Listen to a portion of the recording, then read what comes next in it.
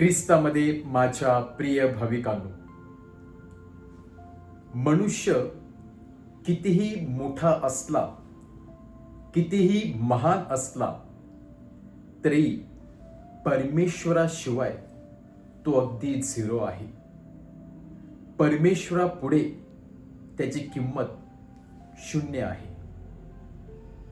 जेव्हा मनुष्य स्वतःला गर्विष्ठ समजायला लागतो, जेव्हा मनुष्य पॉवर, पोझिशन, पैसा याने जणू काही हवेत तरंगायला लागतो, मीच श्रेष्ठ आहे, मीच निर्माता आहे, मीच सांगेल ती पूर्व दिशा, अशा पद्धतीने तो जीवन जगायला सुरुवात करतो, तेव्हा त्याच्या जीवनाला उतरता कळा लागत असते. आणि म्हणूनच जेव्हा जेव्हा अशा प्रकारची व्यक्ती डिसिजन घेत असते, तेव्हा ते डिसिजन कधी कधी चुकत असते. कारण ते डिसिजन घेत असताना त्याने परमेश्वराला आपल्या जीवनातून बाहेर टाकलेलं असते. त्याचं कॉन्शियन्स म्हणजे सत्सक विवेक बुद्धी याचा अंत झालेला असतो.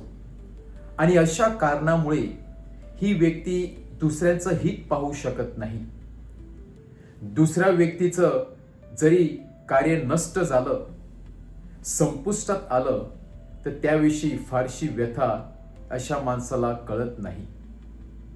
परंतु जी व्यक्ती परमेश्वराशी जोडलेली आहे, नेहमी परमेश्वराला आपल्या जीवनामध्ये केंद्रस्थान ठेवत असते, अशी व्यक्ती जीवनामध्ये योग्य निर्णय घेत असते. आणि जरी चुकीचा निर्णय त्याच्या हातातून झाला तरी परमेश्वर त्याला योग्य तो मार्ग दाखवत असते. कारण जो गुडघा आणि जी मान परमेश्वरासमोर टेकली जाते किंवा नम्र होते, तीच एक दिवस श्रेष्ठ केली जाते. आज आपल्या समोर बाप्तिस्मा करणाऱ्या योहानाचं उदाहरण आहे.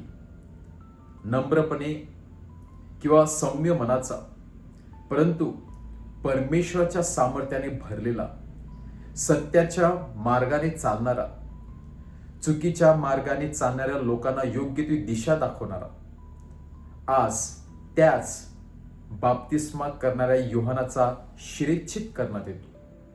त्याला ठार मारण्यात येते. कारण काय? की हेरोद नावाच्या एका दुष्ट राजाला योग्य ती दिशा दाखवण्यासाठी धाडस केल्यामुळे, हेरोद सारख्या दुष्ट राजाला त्याच्या त्या पापाच्या अंधारातून बाहेर काढण्यासाठी प्रयत्न केल्यामुळे त्याचं फळ त्याला मृत्यूला सामोरं जावं लागते. आज जो निर्णय हेरोद राजाने घेतलेला होता, हा निर्णय त्याच्या एकट्याचाच नव्हता, तर त्याच्या जोडीला जे काही व्यक्ती होते, मग ते हेरोदे असू द्या, तिची मुलगी असू द्या, त्या सर्व लोकांनी मिळून तो निर्णय दिलेला होता. परंतु जर आपण राजा म्हटला म्हणजे जो होल अँड सोल असतो, जो कुठलाही निर्णय देण्याअगोदर 10 वेळा विचार करत असतो, परंतु हेरोदाने तसं केलं नाही. हेरोदाने आपल्या जीवनामध्ये केवळ त्याच व्यक्तीचं ऐकलं की जी व्यक्ती त्याला त्या पूर्ण अंधारात खेचून नेत होती.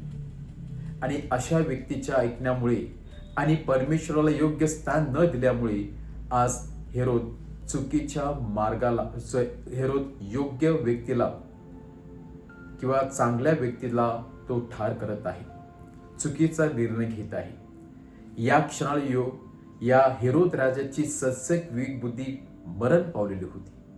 जरूर काही तो मृत झालेला होता. जरी या क्षणाला हेरोद राजा आणि ज्या स्त्री बरोबर त्याने संबंध ठेवले होते, हेरोदिया व तिच्या मुलीबरोबर जरी आता आनंद किंवा जल्लोष करत असेल, परंतु आतमधून मात्र हेरोद राजा तुटलेला होता. कुठेतरी त्याला ठाऊक होतं की मी चुकीचा निर्णय घेतलेला आहे.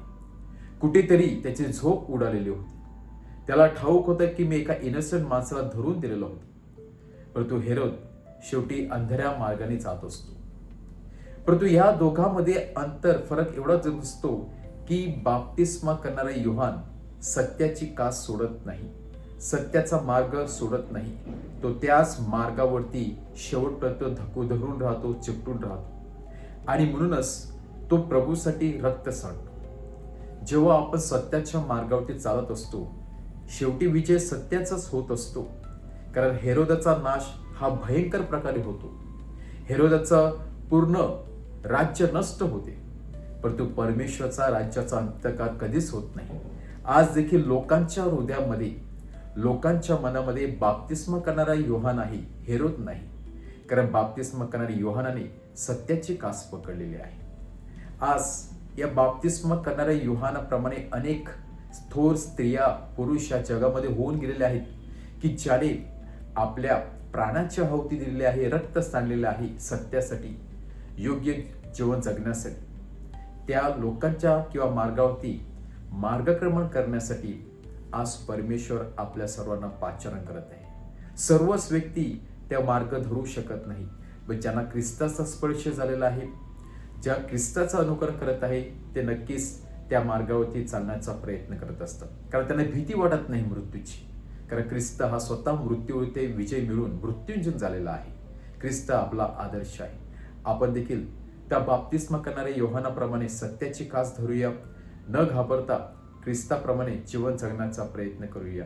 आमेन.